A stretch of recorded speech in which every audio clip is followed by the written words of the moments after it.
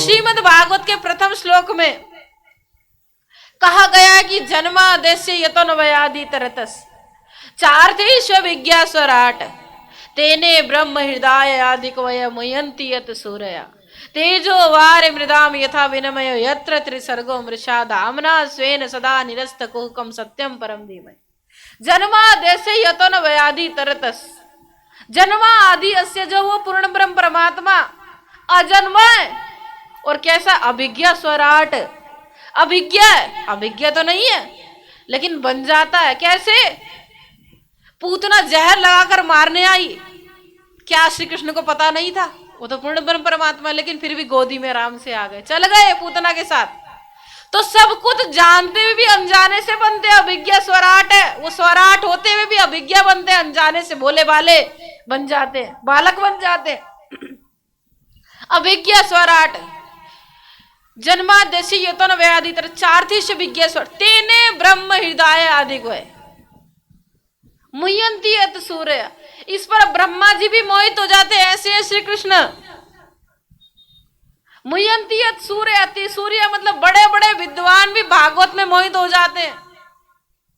ऐसी श्रीमद् भागवत तेजो वारे मृदाम यथा विनमय यत्र त्रिसर्गो मृषा धामना स्वेन सदा निरस्त कुकम सत्यम परम धीमहि। ये संसार कैसा है कि असत्य होते हुए भी सत्य सा लगता है। देखिए कैसे लगता है, आप सोच रहे होंगे ना। आप इस पूरे पंडाल में देखिए, ऐसी कोई वस्तु है जो हमेशा रहेगी? अपने आप को ही देख लीजिए, वस्तु भी छोड़िए। लेकिन फिर भी हम कहते हैं ये मेरा, वो मेरा, वो मेरा। मेरा कुछ भी नहीं है, लेकिन फिर भी लगता है मेरा बालक है, मेरी माँ है ना, मेरा है ही नहीं, फिर भी लगता है मेरा है। तो असत्य होते हुए भी सत्य सा लगता है। धामना स्वेन सदा निरस्त कुकम। तो ये भागवत क्या करती है, परमात्मा क्या करते हैं कि हमारे अज्ञान को निरस्त करते हैं। सत्यम परम धीमहि, उस सत्य पूर्ण ब्रह्म परमात्मा को हम प्रणाम करते हैं। तो आगे 3 श्लोक में मंगलाचरण धर्म प्रोजित कहितो अत्र निर्मत शरणाम सताम वेद्यम वास्तव अत्र शिवदम तापत्र यो न मूलम श्रीमद् भागवते महामुनि कृते किंबा परेरीश्वरा सद्यो हृदय वरुद्ध कृत्वि शुश्रुभि तत्क्षणा। धर्म प्रोजित कहितो अत्र निर्मत शरणाम सताम। परम धर्म का निरूपण करना ही, धर्म पर चलना ही परम धर्म है। ये श्रीमद् भागवत का विषय है। और श्रीमद् भागवत सुनने का अधिकारी कौन है? निर्मत शरणाम सताम, जिसके अंदर मत्सर ना हो वही भागवत सुने, वही अधिकारी है जिसके अंदर अहंकार ना हो। और ये हमारा सीधा किससे जोड़ देता है, हमें संबंध किससे करा देता है? वेद्यम वास्तव मात्र शिवदम तापत्र यो न मूलम। कल्याणकारी वस्तु जो श्री कृष्ण है उससे हमारा संबंध करा देता है। श्रीमद् भागवते महामुनि कृते कृम्बा परेरीश्वरा। ये वेद व्यास जी ने हम पर ऐसी कृपा कही, शुश्रुभि तत्क्षणा। श्रीमद् भागवत को यदि श्रवण करने की इच्छा भी हमारी हो जाए कि हम भागवत श्रवण करें, हम सुने, तो क्या होता है? शुश्रुभि तत्क्षणात् परमात्मा हमारे हृदय में आकर विराजमान हो जाते हैं। ऐसी है श्रीमद् भागवत। निगम कल्पतरोर गलितम फलम सुख मुखाद अमृत द्रव संयुतम पिबत भागवतम रसमालयम मुहर हो रसिका भुवि भावुका। निगम कल्पतरोर, निगम माने वेद, वो वेदों का पका हुआ फल। निगम कल्पतरोर, वो पका हुआ फल क्या है? श्रीमद् भागवत। पीवत भागवतम रसमालम, इसको बार बार पीते जाओ, ना कच्चा है ना पक्का है, बढ़िया है, पीते जाओ। और क्या होगा पीने से? श्रीमद् भागवत आलयम, परमात्मा के आलय, परमात्मा के परम धाम की प्राप्ति हो जाएगी। मुहर हो रसिका भुवि भावुका, बार बार पीते जाओ, इसे रसिक जन भी पीते हैं। आप भी इसका आनंद 7 दिन लूटो, इसका आनंद का कोई पारोवार नहीं है। लेकिन हम क्या सोचते हैं कि भागवत हो रही है, सुनेंगे फिर राधे राधे। नहीं, ये भागवत ऐसी है जो आल्य परमात्मा को प्राप्त करा देती है, परम धाम को प्राप्त करा देती है। इसलिए अपने अंदर इसे ऐसी उतारे 7 दिन में कि हमारे ये अंदर रमी रहे। तो आगे 88,000 ऋषि कहते हैं कि हमें आगे कलयुग आने वाला है, लोगों की बुद्धि भी मंद हो जाएगी, भाग्य भी मंद होगा। यदि बुद्धि मंद हो, भाग्य तेज हो, तब भी काम चल जाता है ना।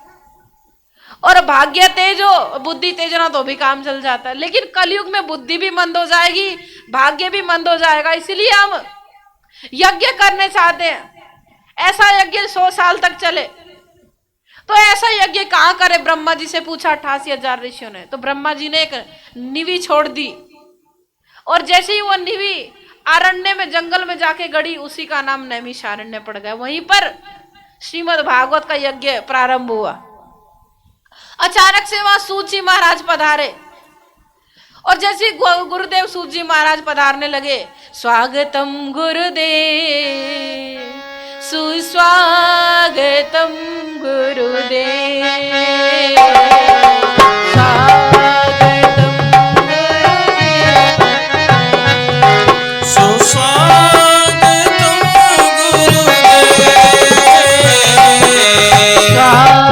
स्वागतम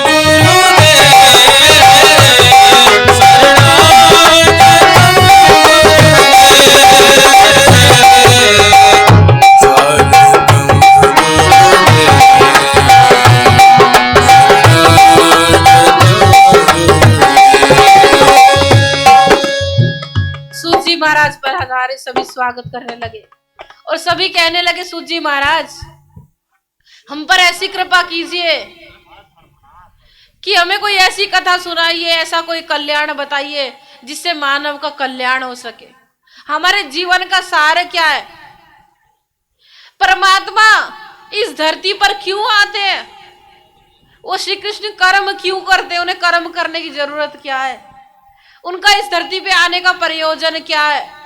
भगवान के कितने अवतार है? तो छड़ियां लगा दी प्रश्न की। तो सूत जी महाराज ने कहा, रुकिए रुकिए रुकिए, आपके सब उत्तर मैं दूंगा, लेकिन सर्वप्रथम मैं अपने गुरु का ध्यान करूंगा, उसके बाद मैं आपको कुछ बता सकूंगा। तो सूत जी महाराज अपने गुरु सुखदेव जी का ध्यान करते हैं। जिस समय परीक्षित जी ने कथा श्रवण की, उस समय सूत जी महाराज ने भी श्रवण किया है। तो सूत जी महाराज सुखदेव जी को ध्यान करते हुए अपने गुरुदेव की वंदना करते हैं। यस्वान भावम अखिले श्रुति सारमेकम, अध्यात्म दीप मति तीर तृषितामतमोन्धम, संसारिणाम पुराण गुह्यम, तम व्यास सोनुमुपयामि गुरुं मुनीनां, यं प्रव्रजन्तमनुपेतमपेत कृत्यं, द्वैपायनो विरह कातरया जुहाव, पुत्रेति तन्मयतया तरवो अभिनेदुस्, तं सर्वभूत हृदयं मुनिमानतोऽस्मि। कहने लगे, यस्वान भावम अखिले श्रुति सारमेकम। सुखदेव जी और व्यास जी तो ऐसे हैं कि वेदों के सार हैं। श्रुति सारमेकम, जिन्होंने सार हमारे बीच में वेदों का सार श्रीमद् भागवत रख दिया। अध्यात्म दीप मति तीर त्रिषिताम तमोंदम, वो तो अध्यात्म के दीप हैं। और संसारिणाम पुराण गुह्यम तम व्यास सुनु, और व्यास जी के लाडले हैं सुखदेव जी। तो यम प्रव्रजंतम अनुपेतम अपेत कृत्यम, एक बार की बात है कि नारद जी पार्वती जी के पास गए और पार्वती जी से कहा, है पार्वती जी प्रणाम। पार्वती जी ने कहा, आइए आइए महाराज, नारद जी किस काम से आए हैं? काम तो कुछ नहीं, आज आपके दर्शन करने की इच्छा हुई पार्वती जी, इसलिए आया हूं। अच्छा पार्वती जी एक काम बात बताइए, भोलेनाथ से आप कितना प्रेम करती हैं? तो पार्वती जी ने कहा, बहुत प्रेम करती। अच्छा बहुत करती है, अच्छा भोलेनाथ कितना करते हैं? भोलेनाथ भी मुझसे बहुत प्रेम करते हैं। पक्का? हाँ जी बहुत प्रेम करते हैं। तो पार्वती जी से कहा, अच्छा पार्वती जी यदि आपको प्रेम करते हैं तो आपसे कुछ छुपाते हैं कि नहीं? तो पार्वती जी ने कहा, आप पागल हो गए हैं कि नारद जी, भोलेनाथ मुझसे एक चीज एक बात भी छुपाते नहीं है। पक्का? हाँ जी पक्का।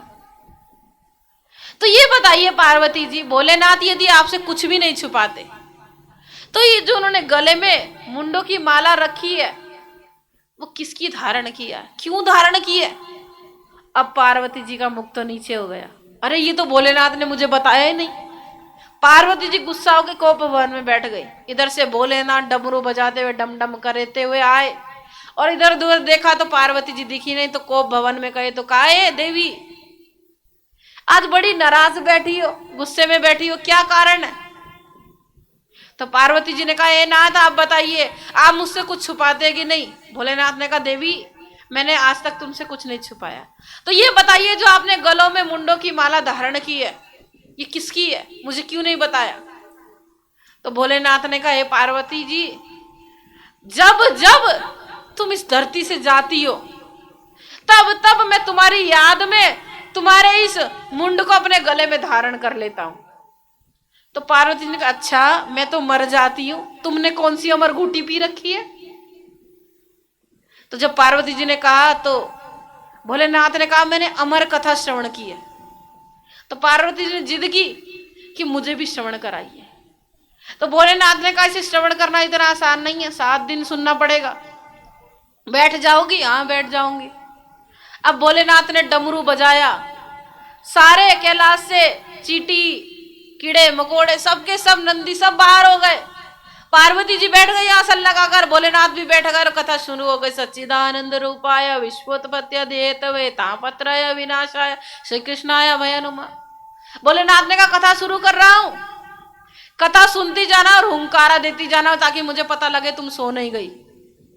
तो भोलेनाथ कथा सुना रहे हैं और पार्वती जी हूं हूं करती जा रहे हैं, हुंकारा देती जा रही हैं। चौथे दिन तक पार्वती जी ने कथा सुनी। जैसे ही पंचम दिन नंद उत्सव हुआ पार्वती जी सो गई। जैसे ही सोई वहां पर एक पेड़ पर सुख बैठा था तोता, वो सुनता रहा और पार्वती जी के गंगा वो हुंकारा बढ़ता रहा। नंद उत्सव हुआ, हुंकारा भरा, रुक्मणी मंगल हुआ, सुदामा चरित्र हुआ, पूरी कथा उस सुख ने सुनी। अब जैसे ही भोलेनाथ ने आंखें खोली पार्वती जी को सोता हुआ देखा, गुस्सा आ गया, क्रोध आया। तो सोचने लगे, पार्वती जी तुम तो सो गई तो हुंकारा कौन दे रहा था, तुमने कब तक कथा सुनी? तो पार्वती जी ने कहा, मैं तो कृष्ण जन्म के बाद सो गई। तो कहा, बोला ये हुंकारा कौन दे रहा था? त्रिकालदर्शी है, चारों तरफ देखा तो एक तोता सुन रहा था। त्रिशूल उठाया और तोते के पीछे, सुख के पीछे भागे। वो सुख आगे आगे और भोलेनाथ पीछे पीछे। सुख तो दौड़ता दौड़ता दौड़ता बिट्टिका सरस्वती के नदी किनारे बिट्टिका देवी अपने व्यास जी की धर्मपत्नी बाल धो रही थी, उन्हीं के मुख में प्रवेश कर गया। अब भोलेनाथ बाहर खड़े किए, बाहर निकले और इसे मैं मारू। व्यास जी आए, व्यास जी ने कहा, भोलेनाथ इतने क्रोध में क्यों है? तो कहा, आपकी धर्मपत्नी बिट्टिका के मुख में ये सुख चला गया, इसे मैं छोड़ूंगा नहीं, इसने अमर कथा श्रवण की है, इसे मैं छोड़ने वाला नहीं हूं। तो व्यास जी ने कहा, आप सच में ही भोले हैं, आपका नाम तो भोला है ही है, आप सच में भोले हैं। जिसने अमर कथा सुन ली है उसे आप कैसे मारेंगे? तो भोलेनाथ ने कहा, बात तो सही है। तो भोलेनाथ भी लौट गए। अब उस बिटिका के घर में से वो सुख 12 साल तक नहीं निकला। अब बिटिका परेशान, हम तो यहाँ संसार में महिलाएं तो 9 महीने में परेशान हो जाती है, 12 महीने गर्भ में रखा। अब व्यास जी ने प्रार्थना की तो व्यास जी की प्रार्थना पर प्रभु से भी प्रार्थना की, सुखदेव जी ने कि मुझे माया ना घेर ले। प्रभु ने भी कृपा की तो सुखदेव जी 12 वर्ष के बाहर निकले और 12 वर्ष के बाहर निकलते ही 16 वर्ष के हो गए। बोलो सुखदेव जी भगवान की जय हो। और जैसे ही बाहर निकले कहने लगे पिताजी मुझे ये माया घेर लेगी, नंग धड़ंगे ही भाग लिए वन में कि मैं घर में रहने वाला नहीं हूँ, गृहस्थ में रहने वाला नहीं हूँ। चलते गए व्यास जी कहने लगे यम प्रबदंतम अनुपेतम अपेत कृत्यम द्वै पायनो विरह कातर, विरह में रोने लगे हे पुत्र करते हुए दौड़े गए। तो वृक्षों ने रोका, तो पेड़ आज वृक्ष कह रहे हैं व्यास जी से, व्यास जी किसके पीछे भाग रहे हो, किसके पीछे रो रहे हो, हमारे इतने पत्ते गिरते हैं, इतने फल गिरते हैं, हम तो प्रसन्न है। वृक्षों ने जब समझाया तो व्यास जी लौट गए। अब इधर व्यास जी सोचने लगे अपने पुत्र को कैसे श्रीमद् भागवत श्रवण कराऊं, तो 2 श्लोक रटाकर अपने विद्यार्थियों को भेज दिया वन में। और जैसे सुखदेव जी ने श्लोक सुने, अहो बकीयम स्तन काल कूटम जिघान सया पाए दप्य साध्वी लेवे गतिम धात्र चिताम ततोन्यम कम्वा दयालु शरणम ब्रजेम, कि परमात्मा कितना दयालु है कि पुत्र मारने है उसे भी मां की गति प्रदान की। तो फिर सोचने लगे दयालु तो है, सुंदर है कि नहीं। फिर सुना दूसरा श्लोक, बरा पीडम नटवर वपु कर्णयो कर्णिकारम विभ्रदवासा कनक कपिशम वै जयंतीम चमालम। वो परमात्मा सुंदर मोर मुकुट पहने हुए, बंसी लिए हुए, वैजंती माला पिए, छम छम नंगे पैर घूमते। इतनी सुंदर लीलाएं सुनी तो पूछा उन बालकों से ये श्लोक तुम्हें किसने पढ़ा है। तो उन बालकों ने कहा तुम्हारे पिताजी ने। तो सुखदेव जी वापस लौट गए और वही पर जाकर व्यास जी ने सुखदेव जी को श्रीमद् भागवत श्रवण कराई। इस प्रकार से सूत जी ने सुखदेव जी का मंगलाचरण किया 2 श्लोकों में। मंगलाचरण करने के बाद 88,000 ऋषि पूछने लगे कितने अवतार हुए भगवान के। तो कहा 24 अवतारों की व्याख्या है, लेकिन भगवान के 24 अवतार नहीं हुए हैं। हम भी सुनते 24 अवतार हुए ना, तो प्रभु के 24 अवतार नहीं हुए। भगवान में आता हरेण संख्या, अनेकों अवतार हुए प्रभु के। 50 साल तो ब्रह्मा जी को हो चुके, तो प्रभु के अनेकों अवतार हो चुके। जब जब धर्म की हानि होती है, जब जब अत्याचार बढ़ता है, परमात्मा युग युग में अवतार लेते ही रहते, किसी ना किसी युग में अनेकों अवतार भगवान के हो चुके हैं, कोई संख्या नहीं है। तो जब ऐसा कहा तो इधर से नारद जी एक बार घूमते घूमते सुखदेव जी के व्यास जी के पास गए और व्यास जी को दुखी देखा। तो नारद जी ने कहा आप बाबा होकर दुखी क्यों बैठे हैं। तो व्यास जी ने कहा कि मैंने वेदों की रचना कर दी, लेकिन तो भी मुझे शांति नहीं हुई। मैं ऐसा क्या करूं जो कलयुग में आने वाले प्राणियों के लिए कल्याण हो सके। तो नारद जी ने कहा परमात्मा का गुणगान गाइए, जैसे मैं पूरे दिन करता हूं ऐसे ही आपने अभी तक परमात्मा की लीलाओं का गुणगान नहीं गाया है। तो सबसे पहले आप लीलाओं का गान कीजिए। आपने ज्ञान तो बहुत दिया पर लीलाओं का, परमात्मा का गान नहीं किया। तो आप भी कुछ ऐसी रचना कीजिए जिसमें परमात्मा का गायन हो। मैं पहले दासी पुत्र था, मैं पहले, नारद जी बता रहे हैं व्यास जी को, मैं दासी पुत्र था पहले। मेरी मां संतों की सेवा करती थी, मैं भी सेवा करने लगा। बाबा आए तो मैं बाबाओं के साथ चलने लगा। तो बाबा ने कहा कि तेरी माँ हमें मारेगी, तू इकलौता पुत्र, तुझे ले जा नहीं सकते, मंत्र देंगे, मंत्र जपना। तो मंत्र जपने लगा। तो एक दिन अचानक क्या हुआ, मेरी माँ को सांप ने काट लिया और जैसे ही सांप ने काटा तो मैं तो खुश हो गया, मेरी माँ मर गई। हमारी माँ मर जाए तो हम कितना रोएंगे, है ना। हम तो सर पटक पटक के चिल्ला चिल्ला के, नारद जी तो हंस रहे हैं, दुनिया को दिखाने के लिए थोड़ा सा उदास हुए, कहीं दुनिया कहीं कैसा बेटा है। फिर मस्त होके नाचने लगे, मेरी माँ मर गई, मेरी माँ मर गई। नारद जी कि अब मैं बढ़िया से भजन करूंगा, आनंद लूंगा, बढ़िया मर गई। नारद जी निकल पड़े भजन करने। भजन करते करते सरस्वती नदी के किनारे स्नान किया और एक वृक्ष के नीचे बैठ गए।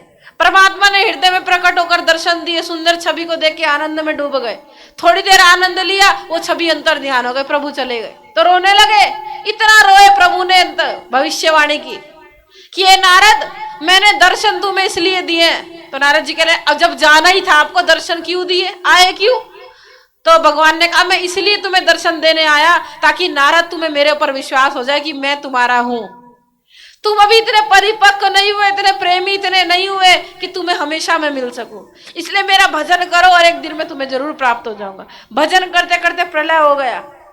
अंतिम जब भगवान ने दोबारा सृष्टि की, वही ब्रह्मा जी भगवान के, वही दासी पुत्र नारद ब्रह्मा के बनकर आए। और जब ब्रह्मा जी दासी पुत्र आज ब्रह्मा जी बने, तो आज समझा रहे हैं कि मैं ब्रह्मा जी पुत्र नारद बना, आगे जाकर मैंने प्रभु का गुणगान किया, प्रभु ने मुझे कृपा की और अपना आशीर्वाद ये बीड़ा प्रदान की। इसी से मैं प्रभु का पूरे दिन भजन करता हूँ और पूरे दिन गाता फिरता हूँ, श्रीमन नारायण नारायण नारायण,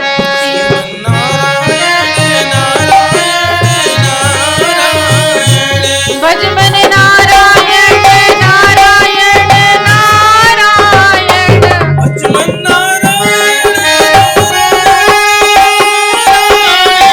भज मन नारायण नारायण, श्रीमन नारायण नारायण नारायण,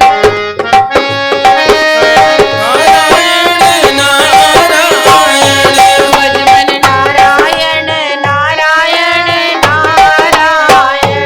भज मन नारायण।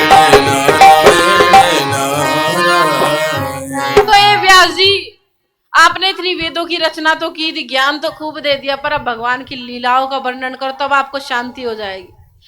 अब व्यास जी ने परमात्मा को अपने हृदय में बिठाया और मुख से भागवत निकलने लगी, गणेश जी लिखने लगे और ये श्रीमद् भागवत के 18,000 श्लोक तैयार हो गए। बोलो व्यास जी भगवान की जय हो। तो व्यास जी ने 18,000 श्लोक अपने पुत्र सुखदेव जी को सुनाए, सुखदेव जी ने राजा परीक्षित को श्रवण कराए।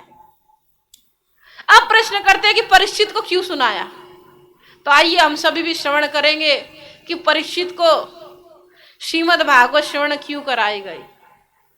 यदा मृदे को रव सृंजे नाम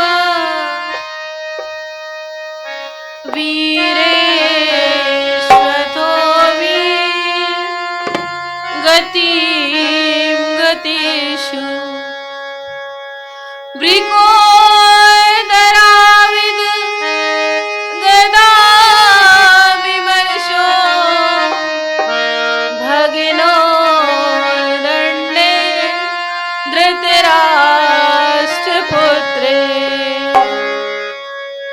जिस समय महाभारत के अंतिम में कौरव मारे गए, 100 के 100 भाई मारे गए। यदा मृदे कौरव सृंजे नाम, भीम ने दुर्योधन की जंगा तोड़ दी। अश्वत्थामा ने देखा कि ये मेरे मित्र ही, तुम्हारा क्या हाल हुआ है, चील कौवे तुम्हें खा रहे। मैं संकल्प लेता हूं जिसने तुम्हारा ये किया है, तुम्हारे साथ अत्याचार, में उसे छोड़ने वाला नहीं हो। तो पूछा है किसने किया, तो कहा 5 पांडवों के। मैं 5 पांडवों का सर काटकर तुम्हारे सामने रखूंगा दुर्योधन, ये मेरी प्रतिज्ञा है। और चल दिया अश्वत्थामा। रात का समय था, 5 पांडव सो रहे थे, भगवान सब समझ गए, तो श्री कृष्ण उठाकर ले गए और वहीं पर 5 पुत्र सो रहे थे पांडवों के। तो अश्वत्थामा ने देखा नहीं और छोटे छोटे बालक को सर काटकर दुर्योधन के सामने ले गए। और दुर्योधन भी प्रसन्न, अश्वत्थामा भी प्रसन्न, अरे वाह तुम 5 पांडवों का सर ले आए। जैसे उस बोरी को पकड़ा तो गलगला लगा और खोलकर देखा तो बड़ा दुख हुआ दुर्योधन को कि अश्वत्थामा तुमने ये क्या पाप कर दिया, तुमने तो मेरे कुल को पानी देने वाला भी नहीं छोड़ा। और खुशी भी एक साथ दुर्योधन को, दुख भी एक साथ हुआ, वही उसका कल्याण गोविंदाय नमो नमः हो गया। बोलो कृष्ण कन्हैया लाल की जय हो। अधिक खुशी और अधिक प्रसन्नता आ जाए तो कल्याण वही गोविंदाय नमो नमः हो जाता है, मृत्यु वही हो जाती है। तो दुर्योधन की मृत्यु हो गई। अब ये बात जब द्रौपदी को पता चली, द्रौपदी को बड़ी दुखी हुई, इतना चिल्लाई इतना रोई। अर्जुन को पता चला, अर्जुन आए दौड़े दौड़े अर्जुन को जब सारी बात पता चली, प्रतिज्ञा ली, मां नहीं, अपनी पत्नी से कहा, द्रौपदी मैं प्रतिज्ञा करता हूं कि उस अश्वत्थामा को मैं छोड़ूंगा नहीं। रथ लेकर गए और रथ में रस्सी बांधे दौड़े दौड़े गए। अश्वत्थामा ने देखा है तो मुझे मारने आया, ब्रह्मास्त्र छोड़ दिया। जैसे ही ब्रह्मास्त्र छोड़ा, इधर भगवान ने कहा अर्जुन तुम भी छोड़ दो। अर्जुन ने भी छोड़ा, आपस में टकराया। प्रभु ने कहा अर्जुन शांत करो, शांत करो। शांत किया। अश्वत्थामा को रस्सी से बांधकर, रथ में बांधकर, घिसेड़ कर द्रौपदी के पास लेकर आए। मां ने देखा, सबने कहा इसको छोड़ना नहीं है, लेकिन मां कहने लगी, द्रौपदी जिसके बच्चों की हत्या कर दी गई है, कि इसे मारो मत, ये तो तुम्हारे गुरु पुत्र है, ऊपर से ब्राह्मण भी है, ब्राह्मण की हत्या नहीं करनी चाहिए। कितनी दयालु है मां। तो अर्जुन ने कहा तुम्हारे 5 पुत्रों को मार दिया, तुम्हें दया नहीं है, बिल्कुल भी दया नहीं आ रही मां, कैसी मां हो? द्रौपदी ने कहा मुझे दया तो आ रही है, दया तो आ रही है मुझे, लेकिन मैं ये सोच रही हूं कि ये मां का भी पुत्र है, इसकी भी मां जीवित है, मुझे जो दुख हुआ इसकी मां को भी होगा, तो मैं दूसरी मां को कष्ट कैसे दूं? देखिए उसकी जगह हम होते तो हमारा ऐसा भाव नहीं होता। तो भागवत से ये समझना चाहिए हमें, कैसे कैसे भाव हमारे अंदर आने चाहिए। हमारा तो कोई थोड़ा सा चिल्ला दे हम डबल चिल्लाते, और आज 5 पुत्रों की हत्या हो चुकी है, लेकिन फिर भी कह रही है नहीं नहीं इसे मारना नहीं है, ब्राह्मण है, इसकी मां दुखी हो जाएगी। तो वहां पर यदि कोई ब्राह्मण हो, कोई सोता हुआ बच्चा हो, स्त्री हो, धर्मनिष्ठ कोई पुरुष हो, कभी मारना नहीं चाहिए। भक्तों को कभी मारना चाहिए नहीं, बालक, सोते हुए बालक को कभी नहीं मारना चाहिए। तो क्या करना चाहिए? तो अश्वत्थामा की मणि निकाली और उसे धक्के मार कर निकाल दिया। किसी को यदि जीते जी मारना हो तो उसकी इतनी बेइज्जती कर दो कि वो जीते जी मर जाता है। अश्वत्थामा को निकाल दिया। अब अश्वत्थामा को इतना गुस्सा आया, इतना क्रोध आया कि उत्तरा के घर में जो परीक्षित पल रहा था, पांडवों का कुल जो चल रहा था, उसी पर पेट में ही, गर्भ में ही ब्रह्मशस्त्र छोड़ दिया। तो प्रभु ने, उत्तरा प्रभु के चरणों में पड़ गई, प्रभु रक्षा करो रक्षा करो। तो प्रभु गर्भ में जाकर चक्र को ही गदा बनाकर परीक्षित की रक्षा की। परीक्षित का जन्म हुआ। इधर उधर देखने लगे परीक्षित कि जिसने मेरी रक्षा की वो कौन था, जिसने मेरी गर्भ में रक्षा की वो कौन था। तो ब्राह्मणों ने उसका नाम परीक्षित ही रख दिया। जो इधर उधर रक्षती देखने लगा उसका नाम ही परीक्षित पड़ गया। पांडवों ने परीक्षित को सारा राज्य भार सौंप दिया। चंदन वंदन कर कर प्रभु को नाम लेते लेते प्रभु को प्राप्त किया। द्रौपदी ने भी योग अग्नि से परमात्मा को प्राप्त किया।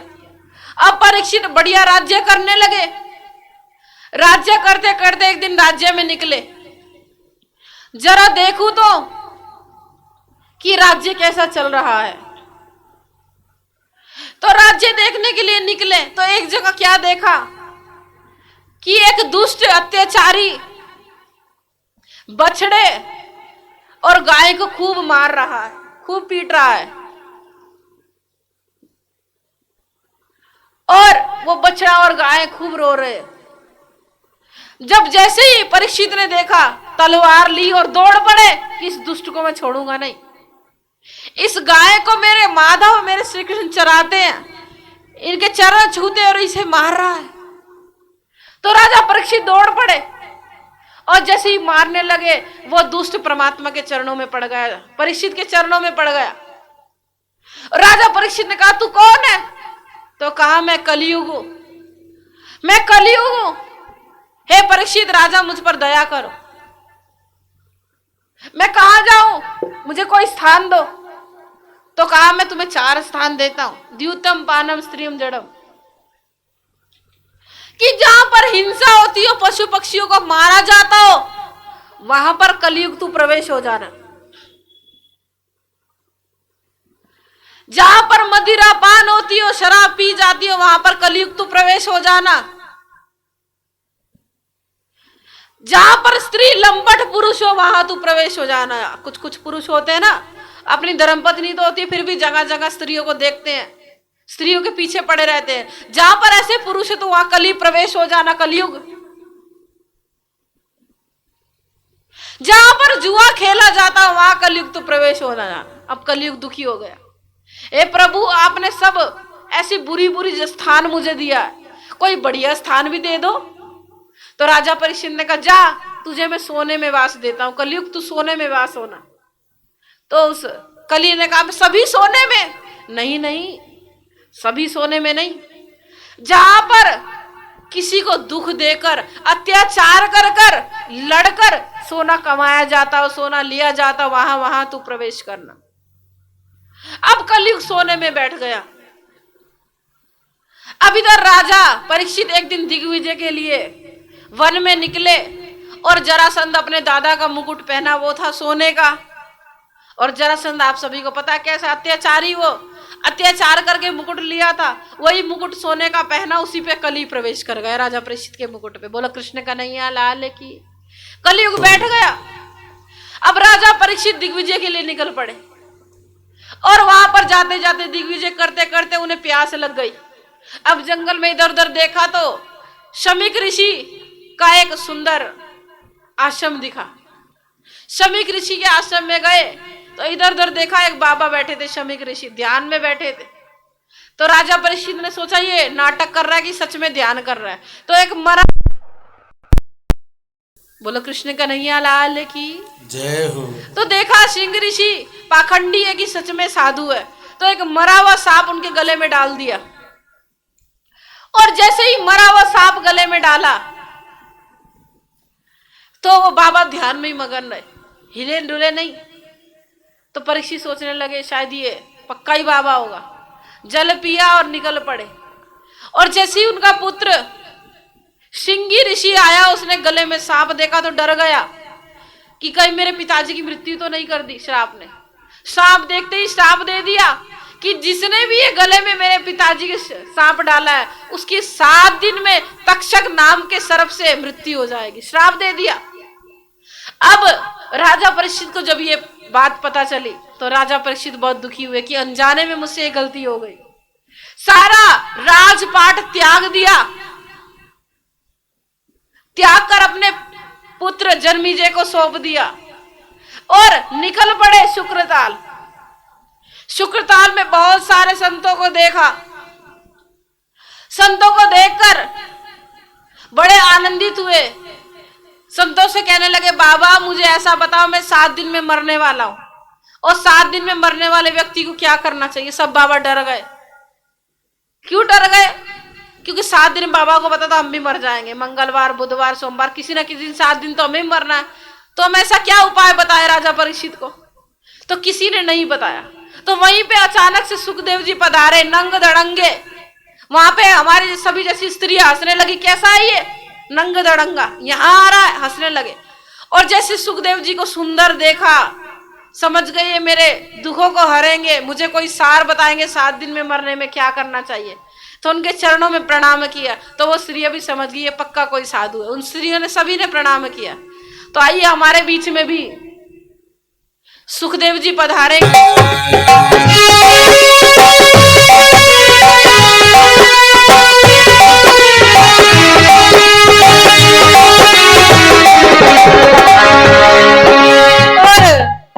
सुखदेव जी का बड़ा ही सुंदर सभी ने स्वागत किया, राजा परीक्षित ने स्वागत किया। हम सभी भी सुखदेव जी का चंदन वंदन करेंगे और यजमान परिवार से भी प्रार्थना है कि आकर सुखदेव जी का यहाँ पर बिठा दीजिए, सुखदेव जी को कुर्सी लगा दीजिए और सुखदेव जी ऊपर जी आ जाइए। सुखदेव जी का बड़ा ही सुंदर स्वागत किया और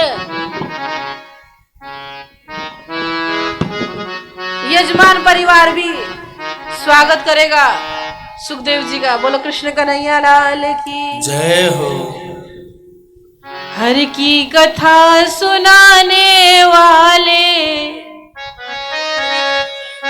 हरि का दर्श कराने वाले, तुमको लाखों प्रणाम, तुमको लाखों प्रणाम।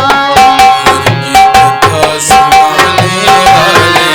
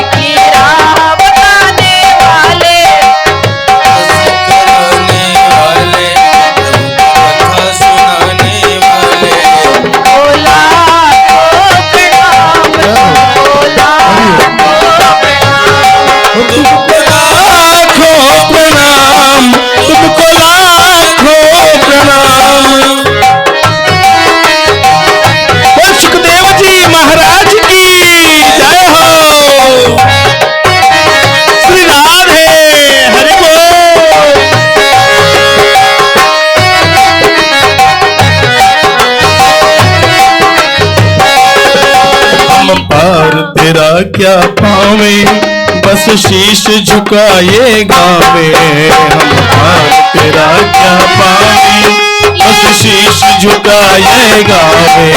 ओ राह बताने वाले, ओ राह बताने वाले, तुम भोला को प्रणाम, तुम भोला को प्रणाम।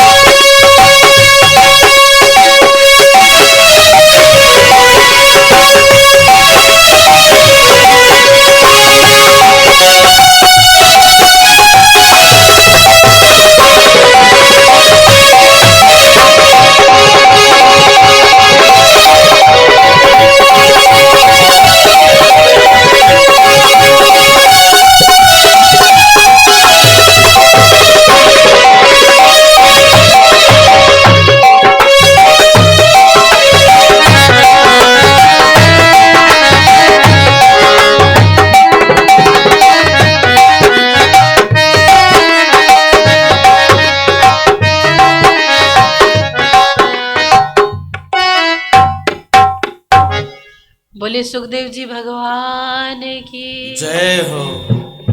आइए अब सुखदेव महाराज जी से राजा परीक्षित क्या क्या प्रश्न करते हैं, क्या क्या पूछेंगे, कैसे सुखदेव महाराज जी जीवन का कल्याण कैसे हो, क्या क्या बताएंगे। तो हम सभी कल की कथा में श्रवण करेंगे। तो आइए आरती के साथ सभी अपने अपने स्थान पर खड़े हो जाएं। आज की कथा को यही विराम देते हुए, सुखदेव महाराज और श्रीमद् भागवत की आरती करते हुए आज की कथा को यही विश्राम देंगे। बोलो कृष्ण कन्हैया लाल की। बस